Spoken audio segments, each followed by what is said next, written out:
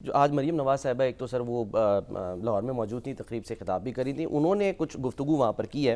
انہوں نے کہا مخالفین جو ہے وہ ہیڈ لائنز کیا بناتے ہیں اور عملی طور پہ کیا کرتے ہیں، ذرا سنتے ہیں مریم نواز صاحبہ نے کیا فرمایا۔ میرے مخالف کی ہیڈ لائن کیا ہے؟ یہ جو چیف جسٹس ہے اس کو نہیں مانتے۔ چیف جسٹس کی جو اوتھ ٹیکنگ سیریمنی تھی میں اس میں داخل ہوئی، وہی لوگ سامنے بیٹھے ہوئے تھے ان کی حلف کی تقریب کے اندر۔ ہمارے جو مخالفین ہیں اب وہ یہ باتیں کرنے لگ گئے ہیں کہ یہ پنجاب کو دیکھو، ہر روز ایک نیا منصوبہ آ رہا ہے، ہر روز کام ہو رہا ہے، پنجاب آگے بڑھ رہا ہے، پنجاب ترقی کر رہا ہے۔ تو ہمارے وزیر اعلیٰ کو دیکھو، وہ صرف یہ جلسہ کر لو، یہ حملہ کر دو، یہ جلا دو، مار دو، ہٹا دو، بدتمیزی، بد تہذیبی، کارکردگی میں، عوام کی خدمت میں، ترقی میں مسلم لیگ نون کا پلڑا کل بھی بھاری تھا، آج بھی بھاری ہے اور انشاءاللہ تعالیٰ کل بھی بھاری رہے گا، کیونکہ کام کرنا اور مسلم لیگ نون کے علاوہ کسی کو آتا ہی نہیں ہے۔ وہ کیا کر سکتے ہیں؟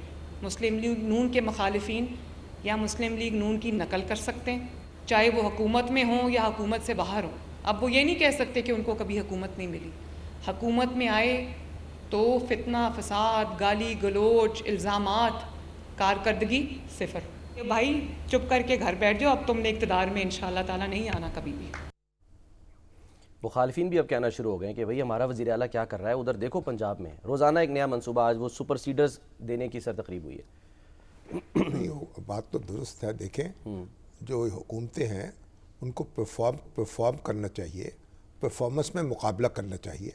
جب پرویز خٹک صاحب کی حکومت قائم ہوئی تھی تو دن رات عمران خان موازنہ کرتے تھے، اور صوبہ سرحد یہ جو خیبر پختونخوا ہے اس میں ہم نے حکومت جو ہے اس کو، اور انتظامیہ جو ہے اور جو پولیس ہے، انتظامیہ اور پولیس، ان کو ڈی پولیٹیسائز کر دیا ہے، پولیس کو خود مختار کر دیا ہے۔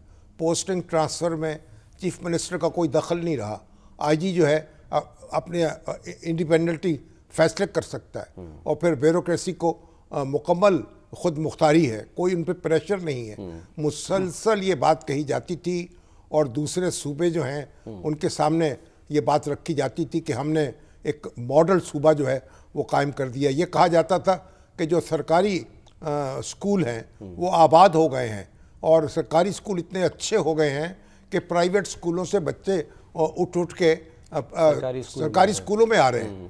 لیکن وہ سارا جو تھا وہ پروپیگنڈا نکلا، پھر دور کے ڈھول تھے، مگر ڈھول تو بجائے گئے اور لوگ متوجہ بھی ہوئے، اور پی ٹی آئی جو ہے اس نے دیکھیے مسلسل انتخابات میں کامیابی حاصل کی کے پی کے میں، ایک بار، پھر دوسری بار، پھر تیسری بار، اور یہ جبکہ کے پی کے میں اتنا وہ نہیں ہوتا، یعنی صبر نہیں ہوتا، ہاں جی، وہ تو اگلی دفعہ منتخب ہی نہیں کرتے۔ ہاں، لیکن بڑی توقعات ان سے قائم ہو گئی، بڑی امیدیں دلائیں، بڑے دلاسے دلائے، لوگ ان کے ساتھ جڑ گئے۔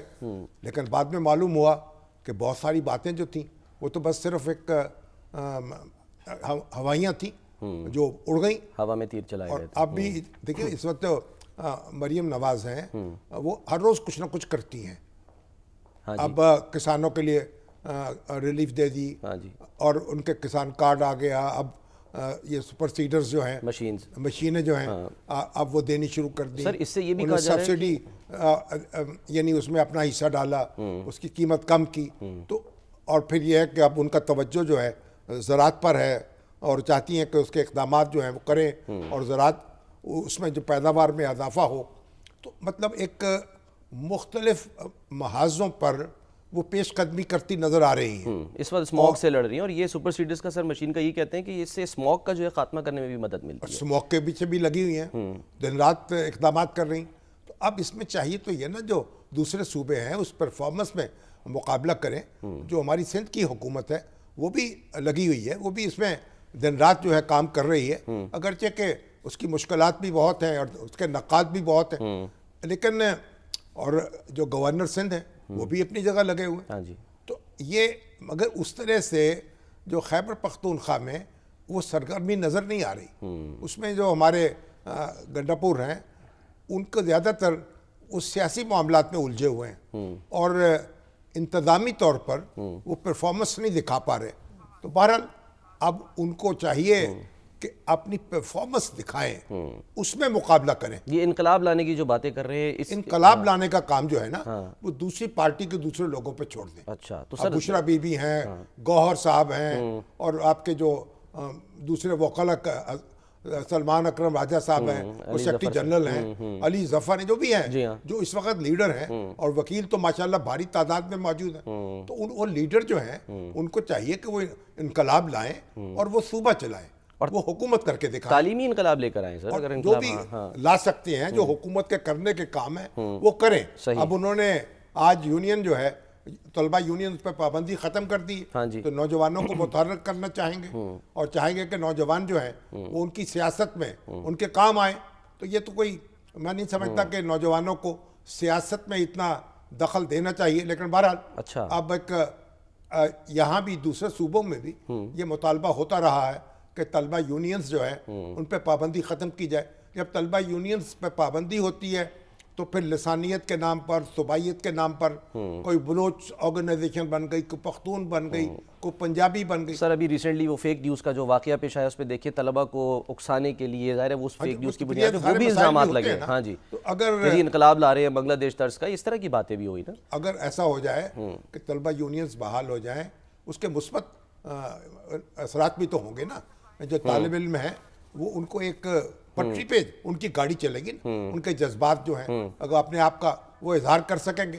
لیکن اس سے قطع نظر اب یہ موقع ہے کہ علی امین گنڈاپور، مریم نواز، ڈاکٹر مراد علی شاہ صاحب اور ہمارے بگٹی صاحب یہ اپنی اپنی پرفارمنس دکھائیں تاکہ پرفارمنس کا مقابلہ ہو اور اگلے الیکشن میں لوگوں کو فیصلہ کرنے میں آسانی ہو جائے. ٹھیک ہے.